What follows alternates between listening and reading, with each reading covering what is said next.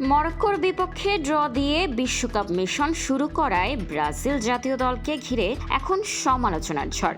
New jersey স্টেডিয়ামে সিলেসাওদের performance ভক্তদের প্রত্যাশা পূরণ করতে না পারলেও সাম্প্রতিক বিশ্বকাপের ইতিহাস কিন্তু ব্রাজিলকে অন্য এক আশার আলো দেখাচ্ছে। কারণ ফুটবল বিশ্বের সোনালী ইতিহাস বলে বিশ্বকাপ জয়ের পথ সবসময় নিখুঁত হয় না। গত 5টি বিশ্বকাপের চ্যাম্পিয়ন দল আর্জেন্টিনা, ফ্রান্স, জার্মানি, স্পেন এবং ইতালি কেউই কিন্তু গ্রুপ পর্বে শতভাগ জয় দিয়ে টুর্নামেন্ট শেষ করতে পারেনি। কাতার বিশ্বকাপে নিজেদের প্রথম ম্যাচে সৌদি আরবের কাছে হেরে বসেছিল আর্জেন্টিনা। 2010 সালে স্পেনও আসর শুরু করেছিল সুইজারল্যান্ডের কাছে হেরে, অথচ শেষ পর্যন্ত ট্রফি উঁচিয়ে ধরেছিল তারাই। এছাড়া 2006-এ ইতালি, 2014-তে জার্মানি এবং 2018-তে ফ্রান্স সব দলই গ্রুপ পর্বে পয়েন্ট হারিয়েও বিশ্ব চ্যাম্পিয়ন হয়েছিল।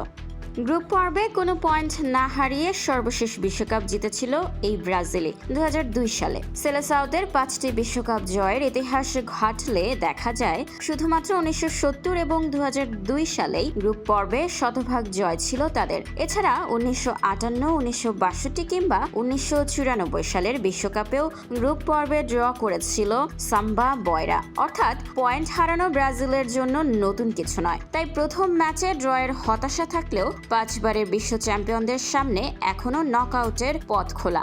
ইতিহাসকে সঙ্গী করে শুরুতে হোঁচট খাওয়া ব্রাজিল শেষ হাসি হাসতে পারে কিনা সেটি এখন দেখার বিষয়। স্পোর্টস ডেস্ক, খোলা কাগজ, ঢাকা।